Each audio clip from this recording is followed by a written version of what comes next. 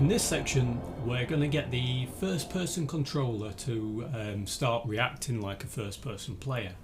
So we're going to customize the speed, we're going to be able to switch the flashlight on and off, we're going to be able to switch on the night vision, and we're going to give the character arms and some weapons as well. Okay, so the first thing that we'll do is basically just get the character to walk at a normal speed and also be able to actually run as well. So just click on the FPS controller in the hierarchy list and you will see that this is the script that is controlling the character. So you can just double click on that script in order to open it. So we are actually just going to modify this script. So it's already been pre-created. Now obviously just add the sections that I'm going to add in this video. So first of all, we have this speed. This is what is controlling how fast the character is going. So I'm just going to put a couple of spaces in between here. So I'm just going to add some new ones, some public, and it's going to be a float. Float is obviously just a decimal number, and I'll call this one walk speed. Now you might wonder why I actually give my variable names capital first letters and second letters. This is so that I can determine which are my variables and which are the other characters' variables. Most of the other variables on other scripts always start with lowercase first letters. It's just so that I don't get confused over which is mine and which is theirs. Okay, so walk speed, we can set an initial value. Obviously we can change that in the inspector. My initial value is going to be 7. Okay, 7.0 F for a float. Okay, and I'm going to add another one. So public float. This one is going to be run speed.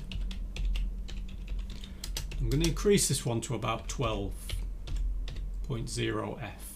Okay, and this speed, because I don't want the person in the game editor actually modifying this, I'm going to change it from public to private. That way it doesn't show up in the inspector. Okay, great. So when it comes down to void start, what we're going to do here is ensure that speed equals walk speed. So whatever that is, it will modify the value of speed. So you start off walking. Okay, now under the update, we're going to tell Unity that whenever we're pressing the shift button that we should be able to run. Okay, so to do that, if input with a capital I dot get key. Okay, now there is a bit of a difference between get key down and get key. If it's get key down, it only recognizes that you pressed it one single time and it will run the commands once.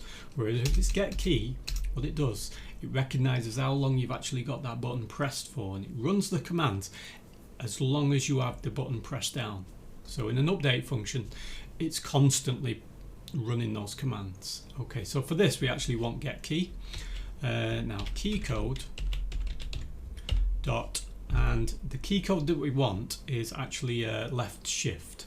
Okay, so if I type left, you can see that we've got left shift there, so I can just double click on that. And by the way, if I just go back to Unity, scripting reference, let me just load this one up. If you want to know all the key codes, all we have to do is type key code in here, press this. These are all the different key codes that you could have. Okay, and this is how to actually write them into the code. So if there's a certain key on your keyboard and you actually want to include that in your script, just type in key code and you will be able to see every one of them that Unity recognizes. Okay, so left shift, what we're going to do is we're going to say speed equals run speed. Alright, so that's going to obviously speed the character up, and then we're going to say else, in other words, as long as we're not pressing the left shift, we're going to set speed back to walk speed. Okay, so nice and easy. to get the character to run. Now bear in mind, this will only work with the left shift button on your keyboard. What if, for example, you wanted the character to be able to choose either left shift or right shift on the keyboard? Well, we could modify this code, but the better way to do this would be to use the inputs inside of Unity. So let's go to Edit and Project Settings. Oops, that's coming a little bit big. Let me just resize this so that you can see it.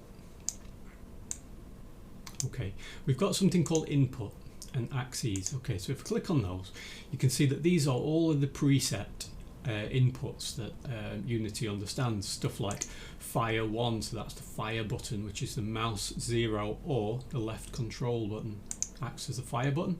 Horizontal is obviously moving left and right, which is currently mapped to A and D. So you can actually change these if you want to, and vertical, etc. Now what we're going to do, we're going to create a new one. So where it says 18, let's just change that to 19. Adds an extra one at the bottom there. Now instead of it being cancel, I'm going to change this to run. Oops, there we go. And we're just going to delete all of these things out of here. We don't want any of those. Okay, I'm going to leave those as they are. Now where it says positive button, I'm going to type in lowercase left shift.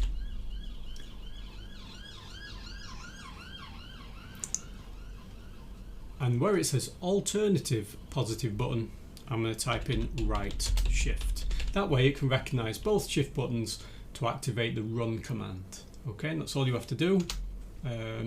So now it recognizes that. Back into the script, we can now change this. So instead of key code, left shift, etc., let's change this to get button. Open the brackets, and it's going to be a string. It's telling us that it's a string button name. So whenever you got a string, it has to be inside of quotation marks, and we called it run. Okay, there we go. And now it should recognize. Why is it giving me a little bit of a? It's giving me a little bit of a warning there. Expected. Okay. It's because it's expecting 2 brackets, not just 1. So this bracket closes the original bracket, this bracket closes that bracket. Okay, so now whenever you press either left shift or right shift, it will run this command. Otherwise, if you're not pressing any shift button, it will run this one to get you walking. Now one last thing that I want to do on this actually, in the void start, at the moment we have our cursor, we have, well, in this case it's an arrow, an ant, but normally we have this arrow cursor on the screen. I want to get rid of that when we're actually playing the game. So to do that, we're going to type cursor, and note it turns a greeny blue type color, dot visible equals false. Okay, and that will actually switch off that cursor. We can obviously switch this cursor back on when we enter the inventory, GUI menu, etc. Okay, so let's save that. And we've now modified how quickly the character can walk or run. So let's just check the FPS controller, wait for this to update, make sure there's no errors, and there shouldn't be. There's a couple of warnings, but it's fine, we can get rid of those. And now we can see that we've got walk speed and run speed, which is set to their defaults. If you want to change those and make those faster or slower, just do so in the inspector.